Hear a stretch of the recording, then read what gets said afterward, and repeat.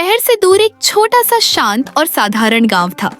मगर इस साधारण से गांव में रहने वाला राघव बिल्कुल भी साधारण नहीं था। लोग उसे चतुर नाई कहते थे। उसका छोटा सा लकड़ी का सैलून, बाहर 2 कुर्सियां, एक टूटा आईना और अंदर नीम की खुशबू से भरे तेल की महक, सब कुछ आम था। पर राघव की आंखों में एक अनोखी चमक थी।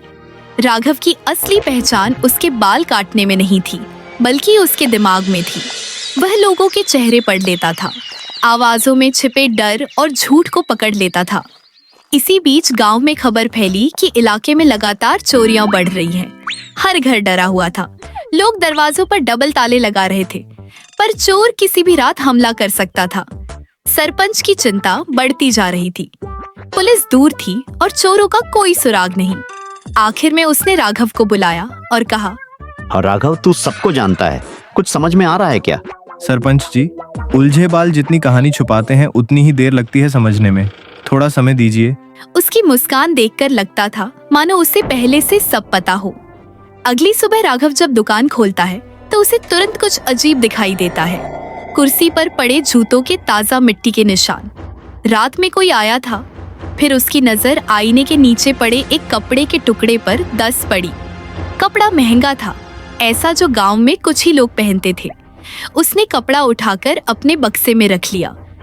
उस दिन राघव हर ग्राहक के कपड़ों को ध्यान से देखता रहा, पर वह कपड़ा किसी से मेल नहीं खाता था। इसका मतलब साफ था, चोर गांव का नहीं, बाहर से आया कोई था। अगले दिन दोपहर उसका शक और पक्का हो गया। एक लंबा भारी शरीर वाला आदमी उसके सैलून में आया।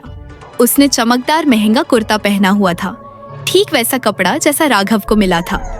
वो आदमी बोला, दाढ़ी बना देगा। राघव ने सिर हिलाया और काम शुरू कर दिया। राघव ने ध्यान से उसके कुर्ते के कोने पर हल्की सी फटी सिलाई देखी, ठीक उसी जगह जहां से कपड़ा टुकड़ा टूट सकता था। अब शक नहीं, पूरा यकीन था। दाढ़ी बनाते हुए राघव धीमे स्वर में बोला, जानते हो, कल रात मेरी दुकान में कोई आया था, कुछ छोड़ गया, कपड़ा। आदमी की सांस अटक गई।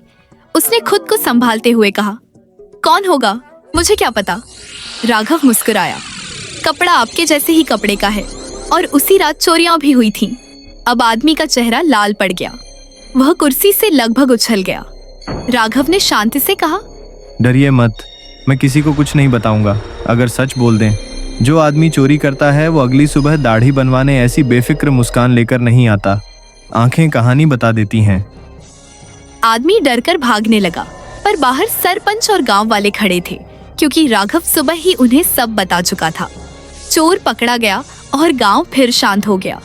गांव वालों ने राघव की खूब तारीफ की, पर राघव हमेशा की तरह बस मुस्कुरा कर बोला, मैं चतुर नहीं हूँ। लोग अपनी बात छुपाने की कोशिश में उसे और ज्यादा जाहिर कर देते हैं। सैलून उसी तरह चलता रहा। वही टूटा आईना, वही कुर्सियां, वही नीम की खुशबू। बस गांव वाले एक बात और कहते थे, ये नाई बाल नहीं काटता, किस्मत संवार देता है।